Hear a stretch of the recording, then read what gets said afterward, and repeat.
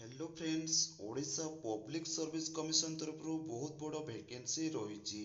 Friends, Odisha public service commission तरफ advertisement number जो देखा आपंकर 2024-25 वैकेंसी रोचे। एथिरे आपंकर वैकेंसी रोचे असिस्टेंट सॉइल कंजर्वेशन ऑफिसर। एटा आपंकर सेकंड क्लास रोचे ग्रुप बी रे पोस्ट होची। पोस्ट टी आपंकर ओडिशा रे रोची। तो एथिरे जदि डिपार्टमेंट जदि देखिबा conservation service under the department आपणकर कंजर्वेशन सर्विस एग्रीकल्चर डिपार्टमेंट रे रहिबो, फार्मर एम्पावरमेंट रे रहिबो। ओके, एथिरे जो आपणकर ऑनलाइन डेट एप्लीकेशन फीस आपणकर क्वालिफिकेशन एज लिमिट केते रहिछि ता डिटेल्स जानिया पई वीडियो को शेष पर्यंत देखिबे। तो फिर चलंतु जानिबा डिटेल्स रे।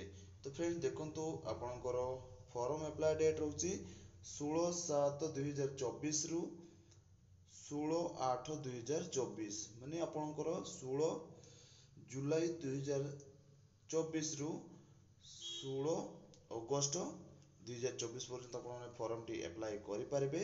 जदि एथिरे रजिस्ट्रेशन आपण करनांती रजिस्ट्रेशन करदेबे। रजिस्ट्रेशन वीडियो मु पोस्ट करदेबी। तो एथिरे जदि आपणकर पोस्ट कथा देखिबा एथिरे आपणकर 81 टी पोस्ट रहिछि। तो आपणकर 81 टी पोस्ट आपण माने फॉर्म अप्लाई करि दियंतु। तो एथिरे जदि पे स्केल देखिबा देखंतु आपणकर एथिरे पे स्केल 10 लेवल पर्यंत लेवल 10 पर्यंत आपणकर पे स्केल रहिबो। ओके, 9300 रु आपणकर 34800 पर्यंत आपणकर पे स्केल रहिबो। ग्रेड पे आपणकर 4600 रहिबो। ओके, एटा जानले आपनकर पे स्केल जानले तापर वैकेंसी डिटेल देखंतु। Department of agriculture farmer department रहउची। एटा वैकेंसी पैसा आपनकर अलग अलग रहइबो। तो कोन अलग कैटेगरी अनुसार आपनकर वैकेंसी रहइबो। अनरिजर्व जोटा यूआर रहउची सेतरे आपनकर अनरिजर्व पई 45 टी पोस्ट रहइबो। एथिरे 15 टी ओमेन मानन पई रहइबो। एससी बीसी पई 11 टी पोस्ट रहइबो। ओमेन मान पई 3 टी पोस्ट रहइबो। तो 3 रे रहिला एससी एसटी एससी पई आपनकर 8 टी पोस्ट रहइबो। 3 टी ओमेन मानन पई रहइबो। तापरे 4 रे देखंतु एसटी एसटी पिला मानन पई 17 टी पोस्ट रहइबो।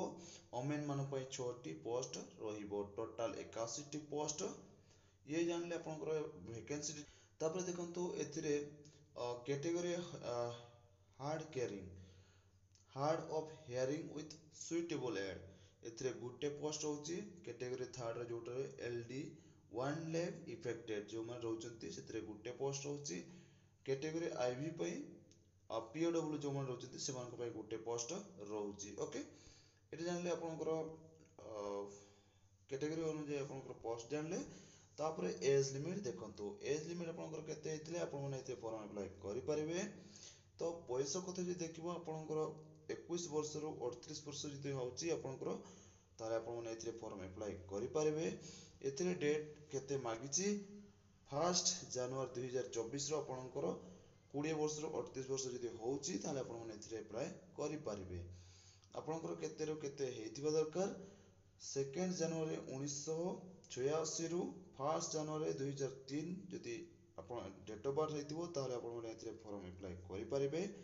एथिरे अपर एज लिमिट आपनकर रिलैक्सेशन रहिछि 5 वर्ष रो रिलैक्सेशन आपनकर एससी एसटी पीओडब्ल्यू कैंडिडेट मानक पई आ आपनकर एक्स सर्विस मान पई ओमेन मानक पई 10 वर्ष रिलैक्सेशन रहिबो। ओके, ये जानले आपनकर एज रिलैक्सेशन। तापर आपनकर क्वालिफिकेशन जे देखिबो आपनकर जोटा कि शिक्षागत योग्यता एथिरे a candidate must have passed bachelor degree. जदि आपण माने बैचलर डिग्री करिसंती कोथिरे आपण कोथिरे आपण बैचलर डिग्री करथिबा दरकार। साइंस रे एग्रीकल्चर रे bachelor of science degree horticulture आपनकर एथिरे हॉर्टिकल्चर रे आपण डिग्री करथिबा दरकार। ओके, तापरे बैचलर डिग्री एग्रीकल्चर इंजीनियर जदि आपण डिग्री करथिबे ताहले आपण माने एथिरे अप्लाई करि परिबे। फॉर्म टी अप्लाई करि परिबे। ओके, ये जानले आपण शिक्षागत योग्यता एग्जामिनेशन फीस। तो एग्जामिनेशन फीस जो देखिबा आपनकर एथिरे कोनसे एग्जामिनेशन फीस लागू नि आपण माने बिना एग्जामिनेशन फीस देकी फॉर्म टी अप्लाई करि परिबे। देन देखंतु आपणकर सिलेक्शन प्रोसेस। तो मेथड ऑफ सिलेक्शन रे आपणकर असिस्टेंट सॉइल कंजर्वेशन ऑफिसर रे आपणकर कॉम्पिटिटिव रिक्वायरमेंट रहउची। एटी आपणकर प्रथम रिटन टेस्ट जोटा कि आपणकर एमसीक्यू रे हबो। देन आपणकर इंटरव्यू हबो सेकंड रे।